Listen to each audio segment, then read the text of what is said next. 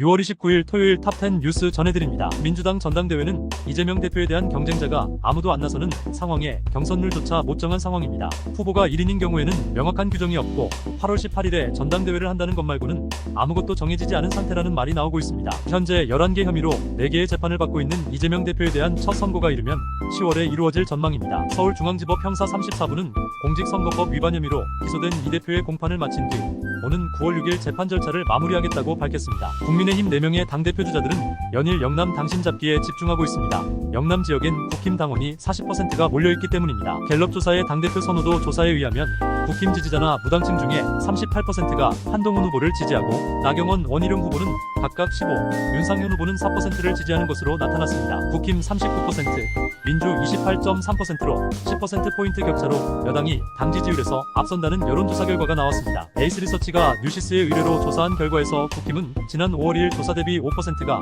상승했고 민주당은 1.3% 상승한 결과입니다. 조국혁신당은 10.4%, 개혁신당은 5.3%를 기록했습니다. 미국 선거를 살펴보겠습니다. 기대를 모았던 2024년 미국 대선 첫 TV 토론에서 민주당 바이든이 공화당 트럼프에 크게 밀린 것으로 나타났습니다. 바이든은 말을 더듬고 실언을 거듭해서 여론의 호평을 받았고 민주당 지지층에서 바이든 교체론까지 나오고 있습니다. 이재명 대표의 부인 김혜경 씨가 2018년 출판한 밥을 지어요가 베스트셀러가 되었다는 소식입니다. 이 대표가 최근 변호사 비용으로 어려움을 겪고 있다는 글이 퍼지면서 개딸을 중심으로 구매 인증이 쏟아진 결과로 보입니다. 정부가 규정을 바꿔 전공의로 하여금 9월에 복귀할 수 있는 길을 열어주기로 했다는 소식입니다. 정부는 소속 병원으로 복귀하지 않고 사직하는 전공의들에게 후반기 전공의 모집에 응시할 수 있는 방안을 추진 중입니다. 치매가 걱정되면 하루에 달걀을 2개 먹고 노른자를 반드시 먹어야 한다는 연구 결과가 나왔습니다. 최근 영양학 저널에 실린 미국 탑푸츠대 연구에 따르면 노른자에는 기억을 저장하는데 중요한 신경 전달 물질인 아세틸콜린의 합성과 방출을 지원하는 콜린이라는 영양소가 풍부하기 때문입니다. 매주 1개 이상 섭취하더라도 치매 발병 위험이 47%나 급감하는 것으로 나타났습니다. 미국의 금리 인하를 바라는 금융시장의 기대에 부합하게 미국의 5월 개인 소비 지출 가격 지수가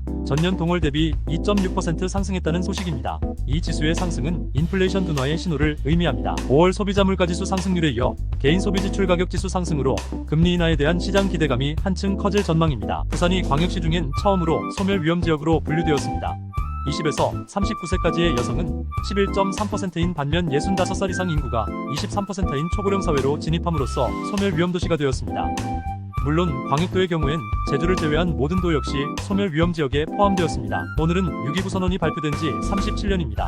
오후 3시 강영화 라이브에선 6.29 선언의 역사성에 대해 라이브로 시청자와 만나는 시간을 갖습니다. 많은 시청 바랍니다. 지금까지 강영화 라이브 탑10 뉴스 전해드렸습니다.